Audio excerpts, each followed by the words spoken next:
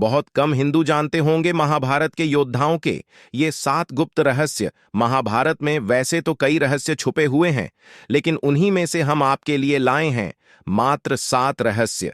आप इन्हें सुनकर चौंक जाएंगे। प्रिय मित्रों, नमस्कार।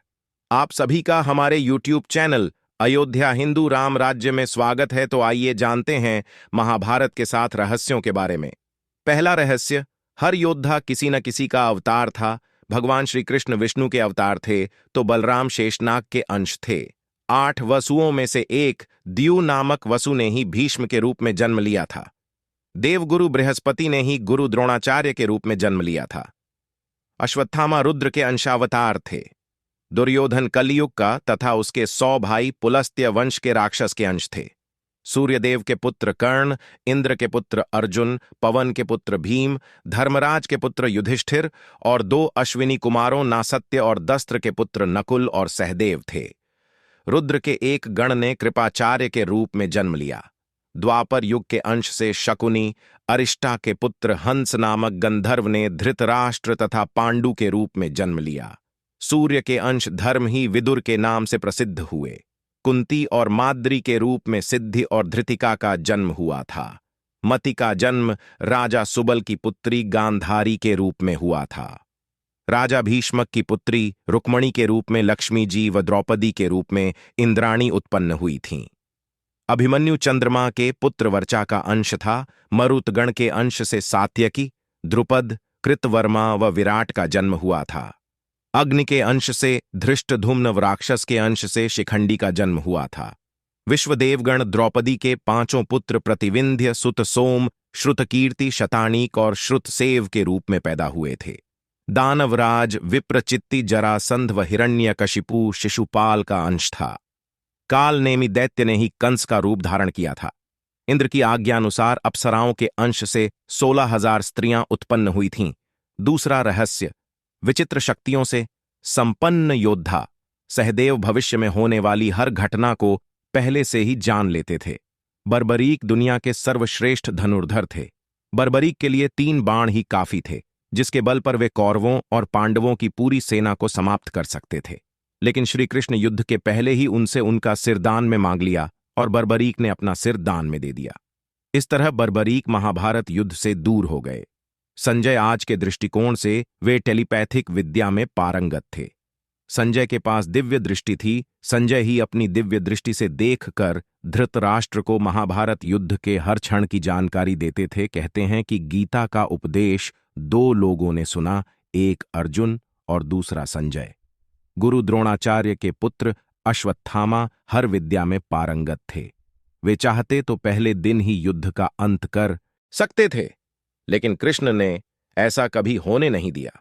कर्ण से यदि कवच कुंडल नहीं हथियाए होते, यदि कर्ण इंद्र द्वारा दिए गए अपने अमोघ अस्त्र का प्रयोग घटोत्कच पर न करते हुए अर्जुन पर करता, तो आज भारत का इतिहास और धर्म कुछ और होता। भीम में 1000 हाथियों का बल था। युद्ध में भीम से ज्यादा शक्तिशाली उनका पुत्र घटोत्कच ही था। घटोत्कच का पुत्र बर्बरीक था। माना जाता है कि कदकाठी के हिसाब से भीमपुत्र घटोत्कच इतना विशालकाय था कि वह लात मारकर रथ को कई फुट पीछे फेंक देता था और सैनिकों को वह अपने पैरों तले कुचल देता था। शांतनु गंगा के पुत्र भीष्म का नाम देवव्रत था। उनको इच्छा मृत्यु का वरदान प्राप्त था। दुर्योधन का शरीर वज्र के समान कठोर था, जिसे किसी धनुष या अन्य किसी हथियार से छेदा नहीं जा सकता था। लेकिन उसकी जांघ श्री कृष्ण के छल के कारण प्राकृतिक ही रह गई थी। जरासंध का शरीर 2 फाड़ करने के बाद पुनः जुड़ जाता था। तब श्री कृष्ण ने भीम को इशारों में समझाया कि 2 फाड़ करने के बाद दोनों फाड़ को एक दूसरे की विपरीत दिशा में फेंक दिया जाए।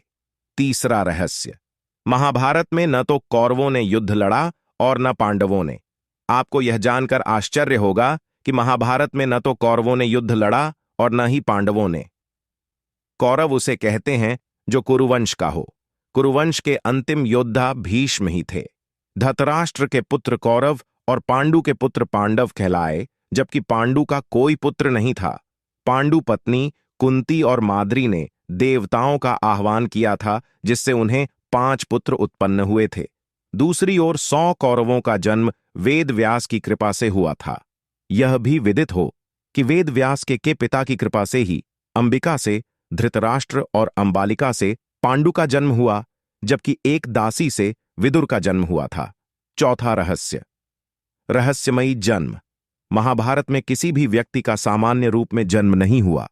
श्री कृष्ण का जन्म जहां कारावास में बहुत कठिन परिस्थितियों में हुआ, वहीं उससे पूर्व भीष्म का जन्म गंगा की शर्त के उल्लंघन स्वरूप हुआ। भीष्म ने जब ब्रह्मचर्य की प्रतिज्ञा ले ली तो वंश को आगे बढ़ाने का संकट उत्पन्न हुआ। शांतनु की दूसरी पत्नी सत्यवती के 2 पुत्र हुए। इसमें से जीवित बचे विचित्र वीर्य की 2 पत्नियां अंबिका और अंबालिका ने निगोद द्वारा अंबिका से धृतराष्ट्र, अंबालिका से पांडु और दासी से विदुर का जन्म हुआ। इसी तरह धृतराष्ट्र और पांडु को जब कोई पुत्र उत्पन्न नहीं हुआ तो फिर से यही वेदव्यास काम आए। अब आप सोचिए, इन्हीं 2 पुत्रों में से एक धृतराष्ट्र के यहां जब कोई पुत्र नहीं हुआ तो वेदव्यास की कृपा से ही 99 पुत्र और 1 पुत्री का जन्म हुआ। दूसरी ओर पांडु की 2 पत्नियां कुंती और माद्री थीं। दोनों से ही पांडु पुत्र उत्पन्न नहीं कर सके। तब कुंती ने क्रमशः धर्मराज, इंद्र और पवन देव का आह्वान किया तो युधिष्ठिर, अर्जुन, भीम उत्पन्न हुए। उसी तरह माद्री ने 2 अश्विन कुमारों का आह्वान किया तो उनसे नकुल और सहदेव उत्पन्न हुए। इसी तरह द्रौपदी का जन्म भी एक रहस्य ही है। कहते हैं कि उसका असली नाम यज्ञसेनी है। यज्ञसेनी इसीलिए कि वह यज्ञ से उत्पन्न हुई थी। द्रौपदी नाम महाराज द्रुपद की पुत्री होने के कारण था। इसी तरह गौतम आर्षि के पुत्र शरद्वान और शरद्वान के पुत्र कृपाचार्य का जन्म भी एक रहस्य ही है। कृपाचार्य की माता का नाम नामपदी था। नामपदी एक देवकन्या थी। इंद्र ने शरद्वान को साधना से डिगाने के लिए नामपदी को भेजा था। देवकन्या नामपदी, जानपदी के सौंदर्य के प्रभाव से शरद्वान इतने कामपीड़ित हो गए कि उनका वीर्य स्खलित होकर एक सरकंडे पर गिर पड़ा। वह सरकंडा 2 भागों में विभक्त हो गया, जिसमें से एक भाग से कृप नामक बालक उत्पन्न हुआ और दूसरे भाग से कृपी नामक कन्या उत्पन्न हुई। यह कृप ही कृपाचार्य कहलाए।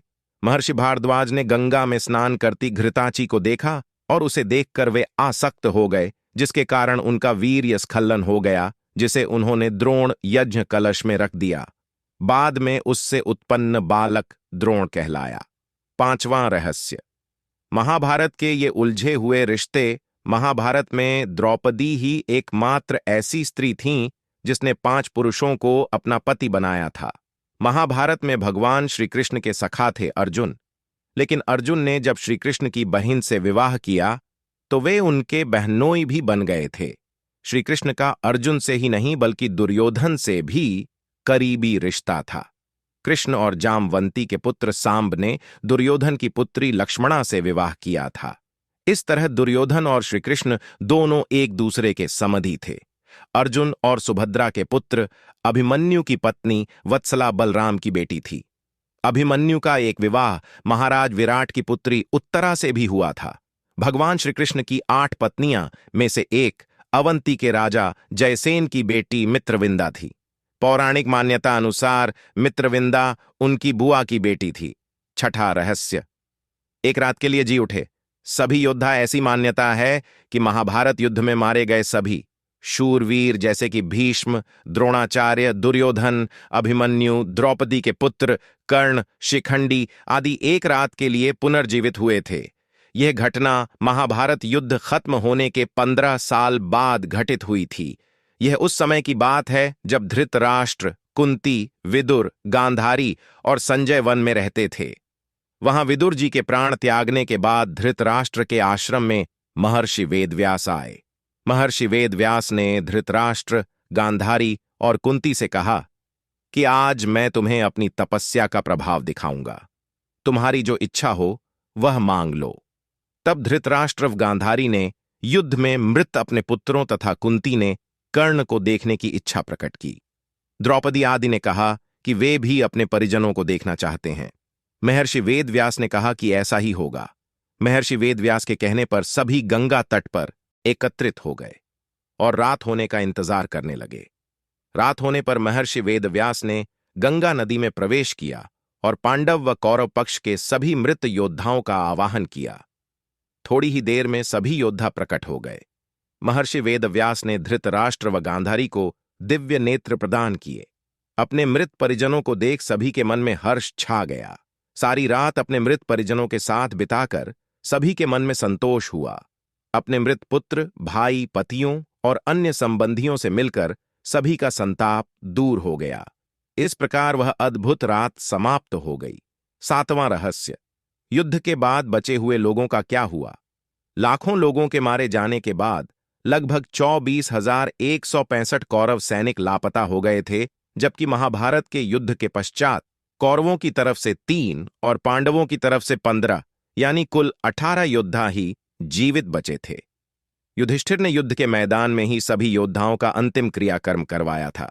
महाभारत युद्ध की समाप्ति के बाद कृतवर्मा, कृपाचार्य, युयुत्सु, अश्वत्थामा, युधिष्ठिर, अर्जुन, भीम, नकुल, सहदेव, श्रीकृष्ण, सात्यकी आदि जीवित बचे थे।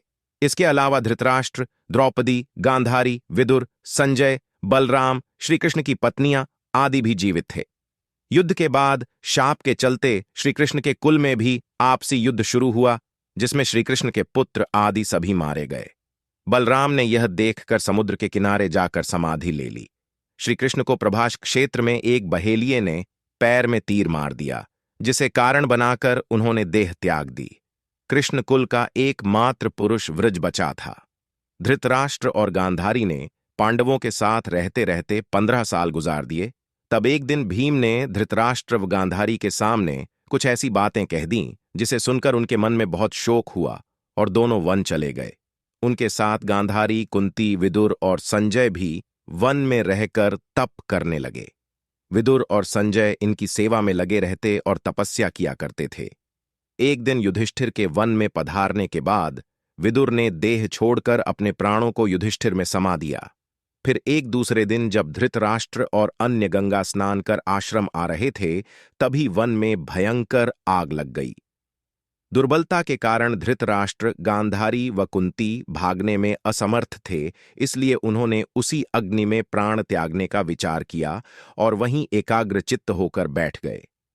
इस प्रकार धृतराष्ट्र, गांधारी व कुंती ने अपने प्राणों का त्याग कर दिया। संजय ने यह बात तपस्वियों को बताई और वे स्वयं हिमालय पर तपस्या करने चले गए।